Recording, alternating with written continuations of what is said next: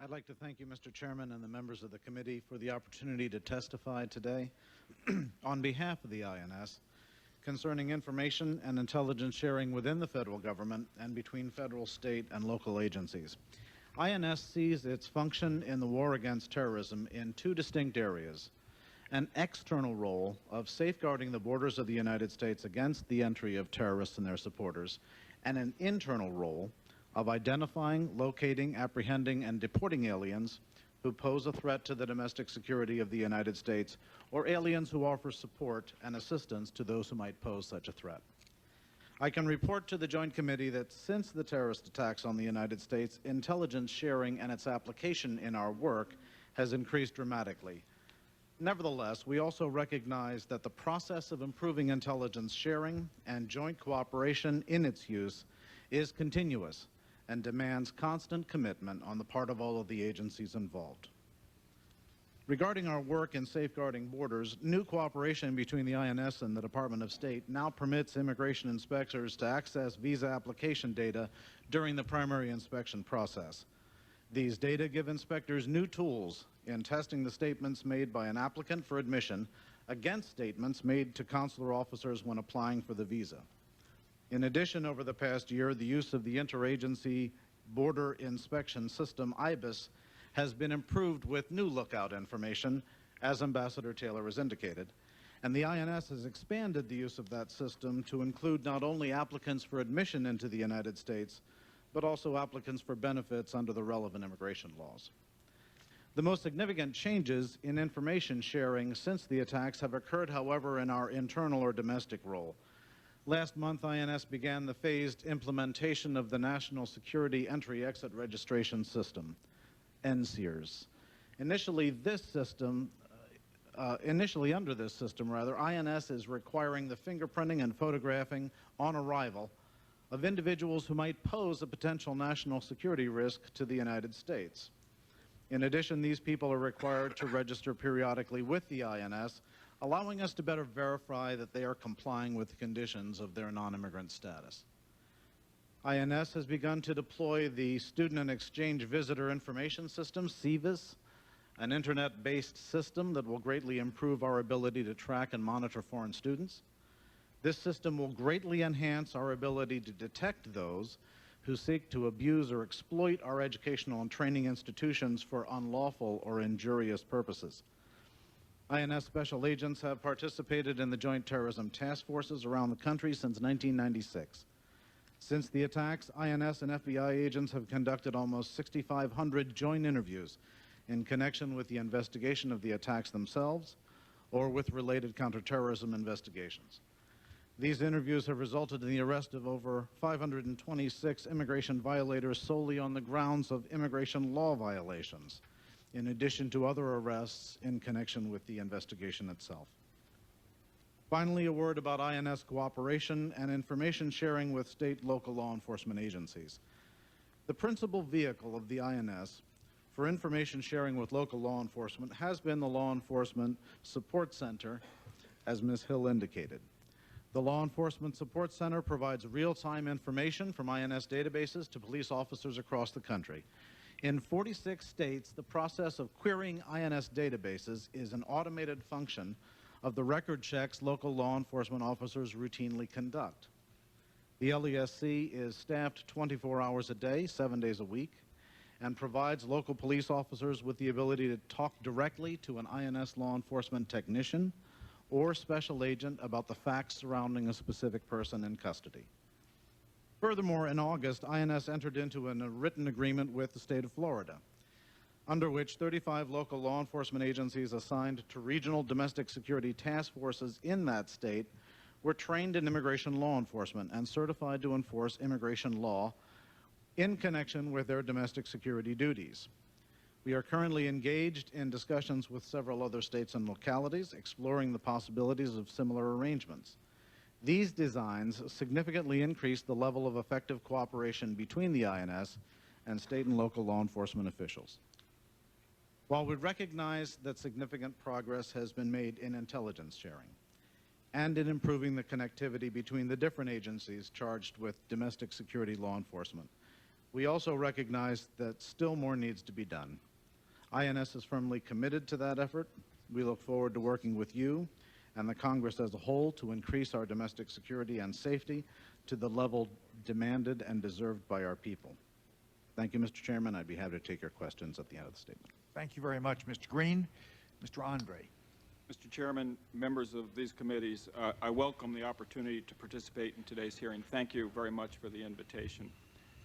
The topic of information sharing is one of exceptional importance and one upon which DIA has focused considerable and specific attention over the past year and a half. Within this topic lie several of the keys to revamping and improving our performance in the war on terrorism. Within a month of the terrorist attack on the USS Cole in October 2000, DIA took a number of steps to enhance its ability to provide timely, actionable terrorism threat intelligence to Department of Defense equities worldwide. The result of those steps is embodied in the Joint Intelligence Task Force for Combating Terrorism. This reorganization and, more importantly, process reengineering was based on two fundamental and deeply held beliefs. Both have to do with today's topic of information sharing. The first of these beliefs is that the all-source analysis component of the intelligence community, if provided access to a broader base of information, can make a greater contribution to the counterterrorism mission.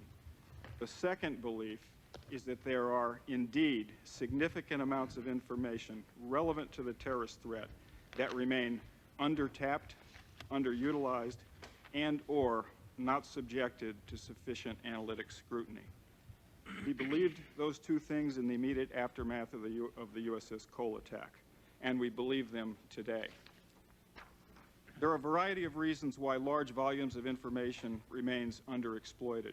Among the most common are strict compartmentation due to source sensitivity, narrow interpretation of laws or executive orders, misunderstanding or incomplete understanding of one another's missions and requirements, or a too narrow view of what does and what does not constitute terrorism-related information. I'd like to expand a little on this last point, the too narrow view of terrorism information. I think it has particular relevance to today's proceedings. I believe we have to redefine and significantly broaden the term human intelligence collection when it comes to terrorism intelligence.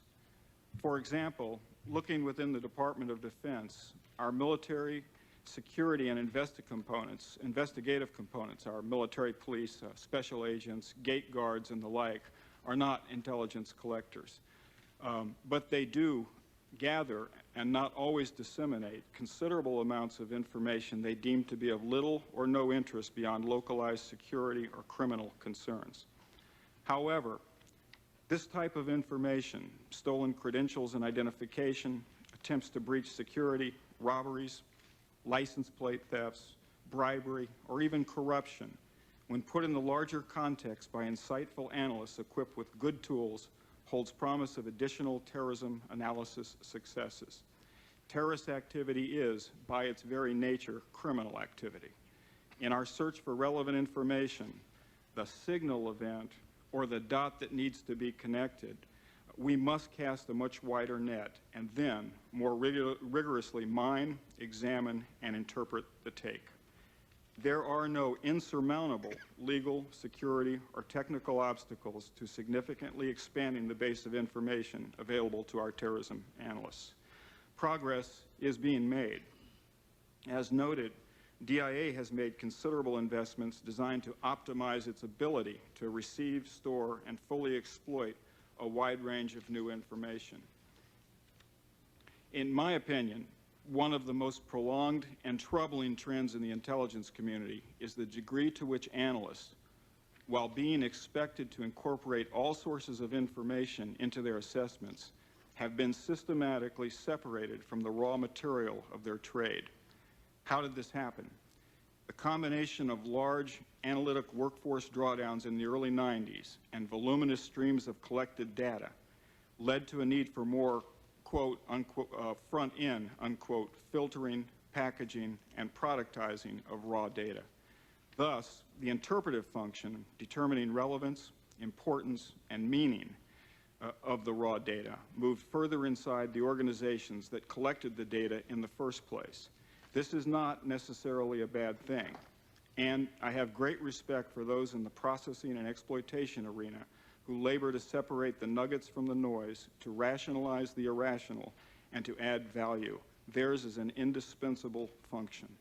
However, when our so-called all-source analysts are put in the position of basing important judgments on some sources of information or already interpreted sources of information, that's a bad thing.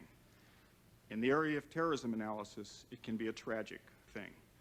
At least for a few highly complex, high-stakes issues, such as terrorism, where information, by its nature, is fragmentary, ambiguous, and episodic, we need to find ways to emphatically put the all back in the discipline of all-source analysis. While this is an exceptionally simple concept, I am under no illusions that implementing it will be easy or painless. We will need your help and support to pull that off. I thank you in advance for that support.